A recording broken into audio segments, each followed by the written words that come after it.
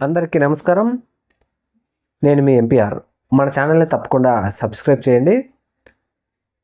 అలాగే ఈరోజు తిరుమల లడ్డు కల్తీ వ్యవహారం ఈరోజు సర్వోన్నత న్యాయస్థానం విచారణ జరిపింది. 3 రోజుల కిందట విచారణ జరిపి ప్రస్తుతం ఉన్నటువంటి ప్రభుత్వం మీద చాలా విపరీతమైన వ్యాఖ్యలు చేసిన ధర్మాసనం ఇలాంటివి మీరు ఎలా చేస్తారు, ఒక రాజ్యాంగబద్ధమైన పదవిలో ఉన్నటువంటి వారు ఇలాంటి మాటలు మాట్లాడవచ్చా, సిట్టు వేసిన తర్వాత కూడా మీరు పదే పదే మీడియా ముందుకు ఎందుకు వెళ్తున్నారని చెప్పేసి ధర్మాసనం మాత్రం తీవ్ర ఆగ్రహం వ్యక్తం చేస్తూ దీని మీద కోర్టుకు వెళ్ళినటువంటి సుబ్రహ్మణ్యన్, వైవి సుబ్బారెడ్డి గారు పిటిషన్లు కూడా దాఖలు చేశారు. వారు కూడా వారి తరపు న్యాయవాదులు వాదనలు వినిపించారు. ఈరోజు 3 గంటల 30 నిమిషాలకు సుప్రీంకోర్టు ధర్మాసనం విచారణ చేపట్టారు. విచారణ చేపట్టిన కొద్దిసేపటికే కేంద్ర ప్రభుత్వానికి ధర్మాసనం జడ్జి గారు కోరడం జరిగింది ఏంటంటే, సిట్ ద్వారా ఈ లడ్డు కల్తీ వ్యవహారం తేల్చగలుగుతారా, లేదంటే కేంద్ర ప్రభుత్వ సంస్థల ద్వారా నిగ్గు తేల్చాలా, మీ సలహా ఇవ్వండి అని చెప్పి అడగటం జరిగింది.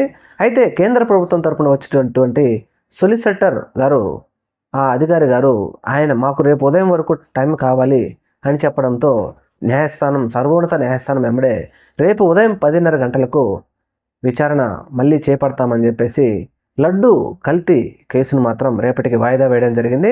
అయితే ముఖ్యంగా చాలామంది అనుమానం వ్యక్తం చేస్తున్నారు, సర్వోన్నత న్యాయస్థానం ఎప్పుడు ప్రజలకు న్యాయం చేయడానికే ఉంటుంది కనుక ఇది బీజేపీ తరపునో లేకపోతే ఇంకొకరి తరపునో సర్వోన్నత న్యాయస్థానం ఖచ్చితంగా చెబుతుందని మాత్రం మనం చెప్పలేం. ఎందుకంటే సర్వోన్నత న్యాయస్థానం అప్పటికే అనుమానం వ్యక్తం చేసింది.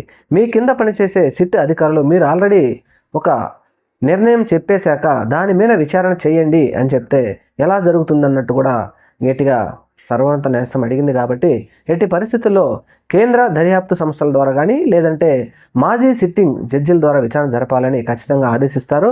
ఒకవేళ అలా కాకుండా సిట్టే చేస్తుంది అని చెప్పి సర్వోన్నత న్యాయస్థానం చెప్తే కనుక సుబ్రహ్మణ్యన్ స్వామి వారి తరపు లాయర్లు వినిపించిన వారు కానీ, వైవి సుబ్బారెడ్డి లాయర్లు కానీ ఖచ్చితంగా దీనికి ఒప్పుకోరు. ఎందుకంటే రాష్ట్రంలో ప్రభుత్వం తరపున ఏర్పడే సిట్ ఏర్పడితే కనుక విచారణ జరగదు.